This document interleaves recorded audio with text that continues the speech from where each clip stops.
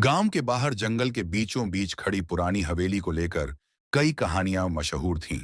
कहते हैं वहां जो भी गया कभी वापस नहीं आया। लेकिन रवि, जो खुद को निडर समझता था, इन बातों को अंधविश्वास मानता था। एक रात दोस्तों की हिम्मत बढ़ाने पर उसने अकेले हवेली में जाने की ठान ली। चांदनी रात थी, लेकिन जंगल के भीतर घना अंधेरा छाया हुआ था। हवेली का दरवाजा चरमराते हुए खुला। अंदर का माहौल अजीब और भारी था, जैसे वहां कोई छिपा हुआ हो। दीवारें जर्जर हो चुकी थीं, फर्श पर धूल की मोटी परत जमी थी। लेकिन रवि को सबसे ज्यादा ध्यान खींचा हवेली के बीचों बीच खड़े एक विशाल आईने ने। आईना बेहद चमचमाता हुआ साफ था, जैसे उसे रोजाना साफ किया जाता हो। लेकिन रवि को हैरानी तब हुई जब उसने देखा कि आईने में उसका प्रतिबिंब बिल्कुल उसकी तरह नहीं था। उसका चेहरा गंभीर था, लेकिन आईने में उसका अक्स मुस्कुरा रहा था, एक ठंडी खौफनाक मुस्कान। रवि ने घबराकर आईने से नजर हटाई और चारों ओर देखा। उसने सोचा कि शायद उसकी आंखें धोखा खा रही हैं।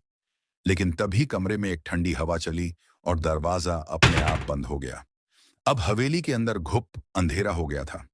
रवि ने अपनी टॉर्च निकाली और उसे जलाया, लेकिन टॉर्च की रोशनी भी उस घने अंधेरे को चीर नहीं पा रही थी।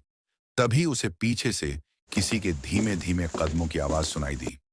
उसने तेजी से पलटकर देखा, लेकिन वहां कोई नहीं था। पर आईने में एक परछाई दिख रही थी, एक औरत की परछाई। वह बेहद डरावनी थी। उसकी आंखें पूरी तरह काली थीं, जैसे उनमें जान न हो। उसके लंबे बाल उलझे हुए थे और मुंह से खून टपक रहा था। औरत ने धीरे धीरे कहा, तुमने मुझे जगा दिया है। रवि को ऐसा लगा जैसे उसके पैर जमीन में जकड़ गए हों। वह भागना चाहता था, लेकिन उसके शरीर ने उसका साथ छोड़ दिया।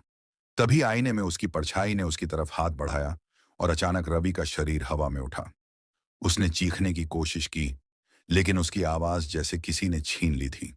कुछ ही पलों में रवि को लगा जैसे उसका शरीर आईने के भीतर खींचा जा रहा है। उसने संघर्ष किया, पर सब बेकार था। आखिरी बार उसने देखा कि आईने में उसकी जगह वह औरत आ गई थी, जो अब उसके जैसे दिखने लगी थी।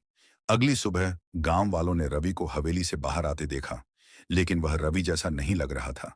उसकी आंखों में एक अजीब सी चमक थी और वह बिना कुछ बोले सीधे जंगल की तरफ चला गया। उस दिन के बाद से जो भी हवेली के पास गया, वह कभी वापस नहीं लौटा। गांव वाले कहते हैं कि उस आईने में अब भी रवि कैद है, और जो भी उसे देखता है वह उसी शाप का शिकार बन जाता है।